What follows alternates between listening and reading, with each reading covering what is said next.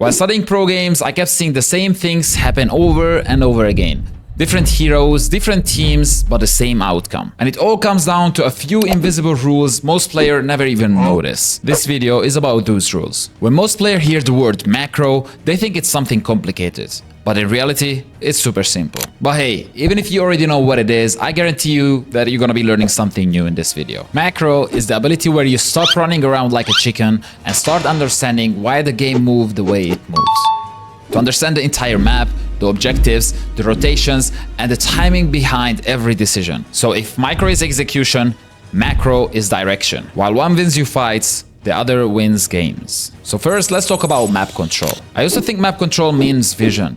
If you had vision, we're safe. Then I kept watching these pro games, and even when they had vision, they kept backing off. That's when it really clicked. Map control is determined by who can move first without dying. If you're scared to do any move, you're not controlling the map, even if you can see it. So map control isn't really about holding space, but it's more about denying the enemy options. Which leads us to the second most important thing, vision and no vision rule. Let me give you a situation you've definitely been in. You're playing on mid lane, your roamer is babysitting the gold lane, you're just minding your business, clear the waves, then suddenly you get jumped on and you die. In this situation, the first thing that crosses the mind is to go to the chat and start typing things like no roam or no help. But here's the truth. At that moment, you were never safe. No vision means fog, and fog means danger. So instead of forcing plays, you need to slow down a little bit. Wait for the waves to enter your territory, avoid dead bushes, and whenever you try to rotate, take your jungle path, even if it's longer. Because dying wastes more time than walking safely ever will. And not only that, but you also end up feeding the enemy. So always try to act based on the information you have on the map. The third element is about positioning and angles. Most fights are already decided before the fight even starts. Because let me tell you this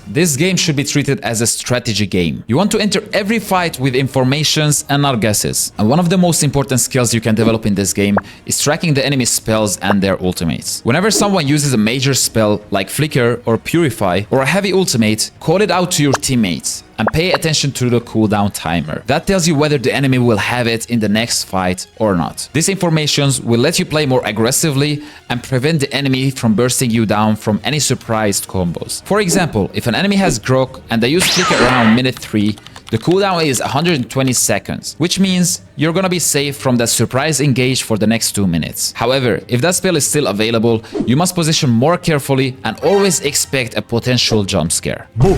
I got you? That was lame. Anyway, if you did your studies from the first two factors, the map control and the information you have on them, you can also outsmart the enemy by positioning yourself in places that you know that they will try to escape from. This allows you to surprise them with hidden attacks and win fights before they even started. But just a reminder, don't sit in one place and doing nothing for a long time. Wasting time is the same as falling behind, which leads us to the next lesson. If you made it this far and you're enjoying what you're seeing, don't forget to subscribe. My dream is to reach 100k subs by the end of the year. I really appreciate it. Another thing I noticed while studying these pro games is that nobody ever just standing and doing nothing. If they're not fighting, they're farming. If they're not farming, they're rotating. And if they're not rotating, they're trying to set something up. The moment that you stop doing something useful, you start to fall behind. Time is a resource and wasting it is a silent loss. The next important thing is objectives. Most players think that the game is about objectives.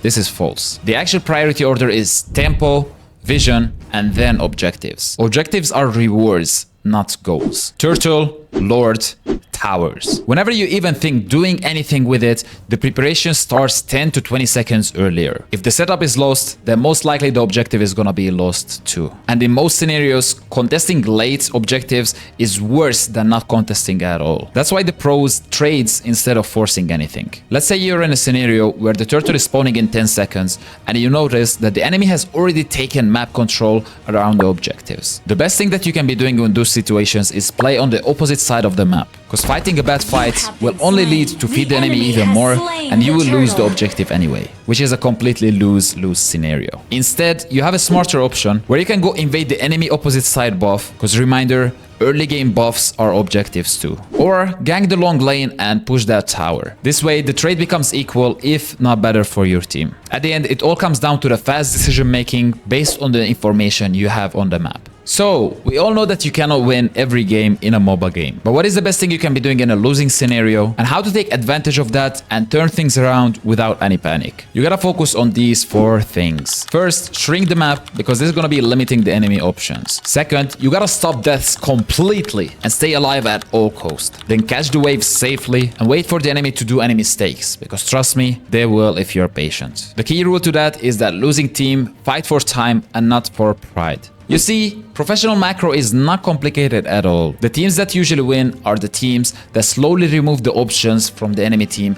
and forcing them into doing bad decisions. Also, just a reminder, you could always guide your teammates and tell them what to do with the quick chat. Include if anyone used major spells or ultimates for informations, which obviously won't help most chicken-headed solo random queues. But hey, this is the best thing that you could do. Blaming will never help. If you understand these rules, every game becomes predictable. If you enjoyed watching this video, don't forget to like and subscribe. I'll see you in the next one.